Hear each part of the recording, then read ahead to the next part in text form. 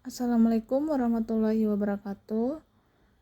Kami dari kelompok 6 akan mempresentasikan materi tentang kerangka konseptual laporan keuangan. Saya Andini Ahmad dengan NIM 240610040 akan mempresentasikan slide 3, 4, 5, 6, 7. Pengertian kerangka konseptual adalah kerangka pemikiran yang berisi konsep penyusunan dan penyajian laporan keuangan yang bertujuan umum. Kerangka konseptual dipakai untuk menyelesaikan isu akuntansi standar akuntansi keuangan yang ada, membantu penyusunan laporan keuangan, menetapkan standar akuntansi, dan membantu pemakai menginterpretasikan informasi laporan keuangan. Menetapkan konsep yang mendasari dari pelaporan keuangan ini, gambarnya ini biasa kita kenal dengan istilah segitiga terbalik. Ada di level pertama atau tingkat pertama yaitu tujuan, di level kedua atau tingkat kedua ada karakteristik kualitatif dan unsur, dan di level ketiga atau tingkat ketiga terdiri dari 3 bagian, ada asumsi, prinsip, dan kendala. Tingkat pertama tujuan, memberikan informasi keuangan tentang pelaporan entitas yang berguna untuk investor sekarang dan potensial, pemberi pinjaman, dan kreditor lainnya dalam membuat keputusan dengan kapasitas mereka sebagai penyediaan modal. Diberikan dengan penyusunan laporan keuangan untuk tujuan umum. Asumsi adalah bahwa pengguna membutuhkan pengetahuan yang wajar tentang bisnis dan akuntansi keuangan untuk memahami informasi. Tingkat kedua, karakteristik kualitatif informasi akuntansi. IASB mengidentifikasi karakteristik kualitatif informasi akuntansi yang dibedakan menjadi informasi yang lebih baik, lebih berguna, dan informasi yang kurang bermutu, kurang berguna untuk tujuan pengambilan keputusan. Selanjutnya ini ada gambar, struktur, dan elemen-elemen yang membentuk kualitas informasi akuntansi. Yang pertama, pengguna utama informasi akuntansi, menyedia modal investor dan kreditor. Dan karakteristiknya, mereka adalah pihak yang paling berkepentingan dengan informasi akuntansi untuk pengambilan keputusan investasi dan kredit. Kedua, kendala. Biaya merupakan batasan dalam penyediaan informasi akuntansi yang berkualitas, karena penyediaan informasi yang sangat detail dan akurat dapat memakan biaya yang tinggi. Selanjutnya, kriteria yang berbasis. Kegunaan pengambilan keputusan ini adalah tujuan utama dari informasi akuntansi, yaitu untuk membantu pengguna dalam membuat keputusan yang relevan. Selanjutnya, kualitas dasar. Relevansi informasi akuntansi harus relevan untuk pengambilan keputusan yang didukung oleh nilai prediktif, membantu pengguna memprediksi hasil di masa depan. Nilai konfirmasi, membantu pengguna mengonfirmasi atau mengoreksi ekspektasi sebelumnya. Materialitas, informasi yang signifikan dan dapat mempengaruhi keputusan pengguna. Selanjutnya, penyajian yang tulus atau jujur. Informasi harus disajikan secara akurat dan tanpa bias, yang didukung oleh kelengkapan. Semua informasi yang relevan harus disertakan. Netralitas, informasi tidak boleh bias mendukung satu pihak atau hasil tertentu. Bebas dari kesalahan, informasi harus akurat dan tanpa kesalahan material. Selanjutnya, peningkatan kualitas.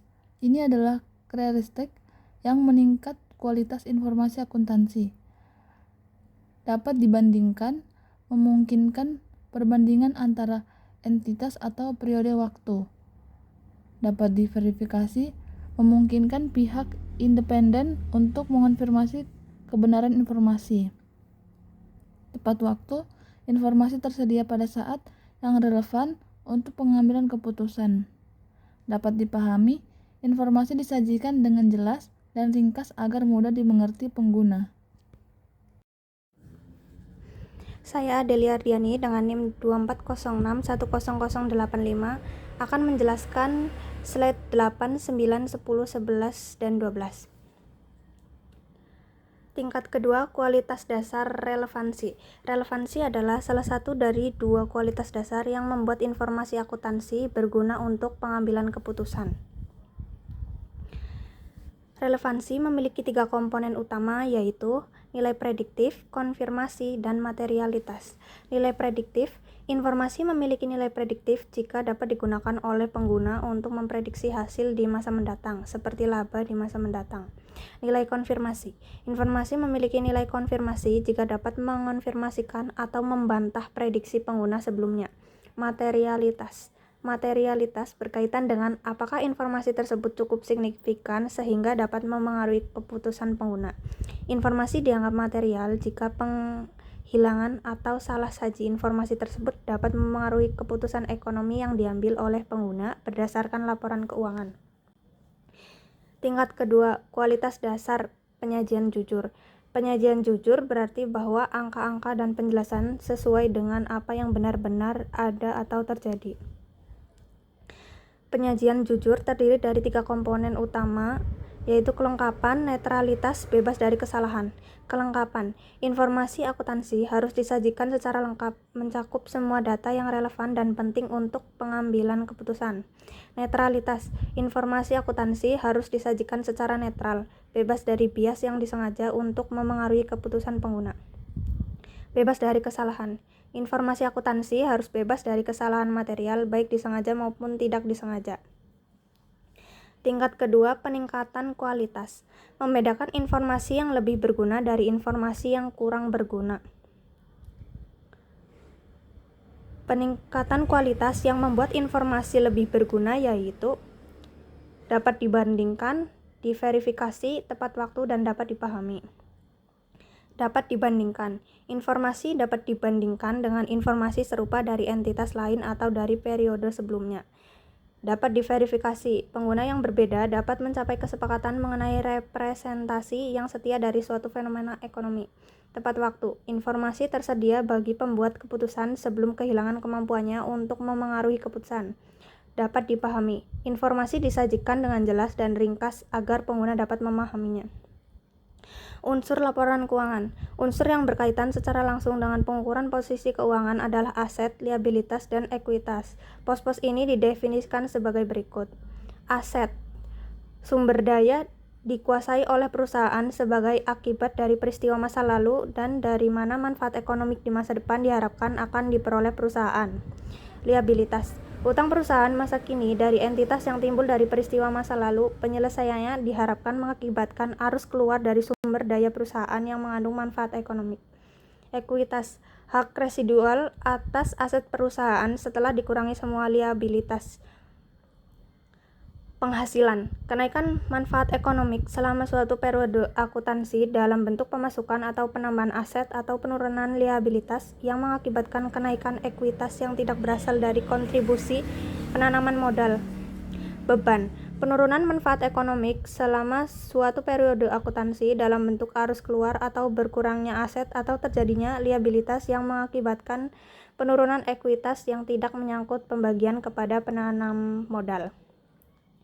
Tingkat ketiga, pengakuan, pengukuran, dan konsep pengungkapan. Konsep-konsep ini menjelaskan bagaimana perusahaan harus mengakui, mengukur, serta melaporkan unsur dan peristiwa keuangan. Asumsi terdiri dari entitas ekonomi. Asumsi bahwa entitas bisnis terpisah dari pemiliknya dan entitas lain. Kelangsungan usaha, asumsi bahwa entitas bisnis akan terus beroperasi di masa depan. Unit moneter, asumsi bahwa transaksi keuangan dapat diukur dalam satuan mata uang. Periodisitas, asumsi bahwa kegiatan ekonomi dapat dibagi menjadi periode waktu tertentu, misalnya bulanan dan tahunan, untuk tujuan laporan. Akrual, asumsi bahwa transaksi diakui ketika terjadi, terlepas dari kapan kas diterima atau dibayarkan.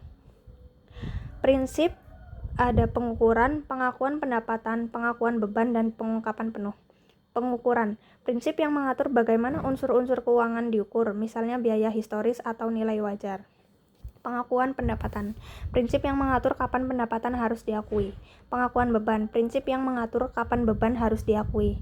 Pengungkapan penuh, prinsip yang mewajibkan semua informasi relevan diungkapkan dalam laporan keuangan. Kendala terdiri dari biaya dan materialitas. Biaya, kendala bahwa manfaat dari informasi akuntansi harus lebih besar dari biaya untuk memperolehnya. Materialitas, kendala bahwa hanya informasi yang signifikan atau material yang perlu diungkapkan secara terpisah. Saya Alia Putri Fadila dengan NIM 240610017 akan menjelaskan dari slide 13 hingga ke 17. Yang pertama, di tingkat ketiga, asumsi dasar akuntansi. Ada 5. Yang pertama, entitas ekonomi. Perusahaan dipandang sebagai unit yang terpisah dari pemilik maupun unit bisnis lainnya. Artinya, laporan keuangan hanya mencatat aktivitas perusahaan, bukan urusan pribadi pemilik. Yang kedua, kelangsungan usaha. Perusahaan dianggap tetap beroperasi dalam jangka panjang. Tujuannya supaya perusahaan dapat memenuhi komitmen dan tujuan bisnisnya. Yang ketiga, unit moneter. Semua transaksi dicatat menggunakan satuan uang sebagai ukuran yang umum. Hal ini memudahkan perbandingan dan pencatatan.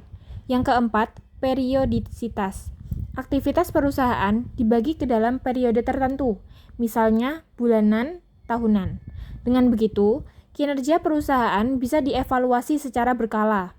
Yang kelima, yang terakhir, akuntansi berbasis akrual. Transaksi dicatat pada periode terjadinya bukan saat kas diterima atau dibayarkan, memberikan gambaran yang lebih akurat tentang kondisi keuangan perusahaan. Selanjutnya, prinsip pengukuran. Yang pertama, ada biaya perolehan. Aset dicatat sebesar jumlah yang dibayarkan saat diperoleh. Prinsip ini dianggap mencerminkan penyajian yang jujur karena berdasarkan transaksi nyata. Contohnya, jika perusahaan memberi tanah seharga 500 juta, maka tanah dicatat di laporan keuangan sebesar 500 juta, bukan harga pasarnya sekarang. Yang kedua, ada nilai wajar. Nilai wajar adalah jumlah di mana aset bisa dipertukarkan atau liabilitas diselesaikan dalam transaksi wajar antara pihak-pihak yang mengetahui kondisi. Dengan kata lain, mencerminkan harga pasar saat ini. Contohnya, jika saham yang dimiliki perusahaan bisa dijual di pasar seharga 50.000 per lembar, maka nilai wajarnya adalah 50.000, meskipun dulu dibeli 40.000. Yang ketiga, peran IASB, International Accounting Standard Board, memberikan pilihan bagi perusahaan untuk menggunakan nilai wajar sebagai dasar pengukuran aset dan liabilitas keuangan. Hal ini membuat laporan keuangan lebih relevan dan sesuai kondisi terkini, meskipun bisa lebih fluktuatif. Selanjutnya, tingkat ketiga, prinsip pengakuan pendapatan. Pendapatan diakui jika ada besar kemungkinan manfaat ekonomi masa depan yang akan diterima perusahaan. Jumlah pendapatan tersebut harus bisa diukur dengan andal. Kapan pendapatan diakui? Ilustrasi pada gambar menunjukkan beberapa titik waktu. Yang pertama, selama produksi. Belum bisa diakui karena barang atau jasa belum selesai. Yang kedua, akhir produksi. Bisa diakui jika produk sudah siap dijual, tetapi biasanya masih menunggu realisasi penjualan. Yang ketiga, pada saat penjualan. Titik paling umum, pendapatan diakui karena manfaat ekonomi sudah hampir pasti. Yang keempat, pada saat penerimaan kas. Jika pembayaran diterima setelah penjualan, pendapatan tetap diakui pada waktu penjualan, bukan saat kas diterima. Pada intinya, pendapatan harus dicatat pada periode terjadinya transaksi penjualan, bukan ketika uang kas benar-benar masuk. Hal ini menjaga agar laporan keuangan lebih akurat dan sesuai dengan kondisi sebenarnya. Selanjutnya, pengakuan beban. Pengakuan beban adalah arus keluar atau penggunaan aset atau timbulnya liabilitas selama suatu periode sebagai akibat dari produksi barang maupun pemberian jasa. Intinya, beban dicatat ketika terjadi pengorbanan ekonomi demi menghasilkan pendapatan. Lalu, jenis biaya dan cara pengakuan. Biaya produk, contohnya bahan baku, tenaga kerja, overhead produksi. Dan ada hubungan langsung dengan pendapatan. Diakui pada periode yang sama dengan pendapatan, disebut prinsip pengaitan. Contohnya, biaya bahan baku untuk produk yang dijual di bulan September, maka bebannya dicatat di laporan September. Selanjutnya ada biaya periode, contohnya gaji karyawan, biaya administrasi, dan lain-lain. Tidak memiliki hubungan langsung dengan pendapatan tertentu. Bebannya diakui saat terjadi, tanpa menunggu adanya pendapatan. Contoh, gaji bulan September dicatat sebagai beban September, walaupun penjualan bulan itu sedikit. Selanjutnya, ada prinsip utama. Artinya, beban harus dicocokkan dengan pendapatan yang dihasilkan pada periode yang sama, agar laporan laba rugi lebih akurat. Selanjutnya, prinsip pengungkapan penuh. Prinsip pengungkapan penuh berarti perusahaan harus menyajikan informasi yang cukup penting agar pengguna laporan keuangan bisa membuat penilaian dan keputusan yang tepat. Tujuannya adalah transparansi, supaya laporan tidak menyesatkan. Yang kedua, ada cara penyajian pengungkapan. Informasi penting disajikan melalui 1. Laporan keuangan, berisi informasi utama. Contohnya seperti neraca, laba rugi, arus kas, dan lain-lain. Lalu ada catatan atas laporan keuangan, menjelaskan detail tambahan, misalnya metode akuntansi, kebijakan perusahaan, atau rincian akun tertentu. Yang ketiga, informasi tambahan, misalnya analisis manajemen, informasi resiko, atau peristiwa penting setelah periode laporan. Contoh kasusnya, jika perusahaan sedang menghadapi tuntutan hukum yang bisa berdampak besar pada keuangan, hal ini harus diungkapkan dalam catatan laporan keuangan. Tanpa pengungkapan ini, investor atau kreditur bisa mengambil keputusan yang salah.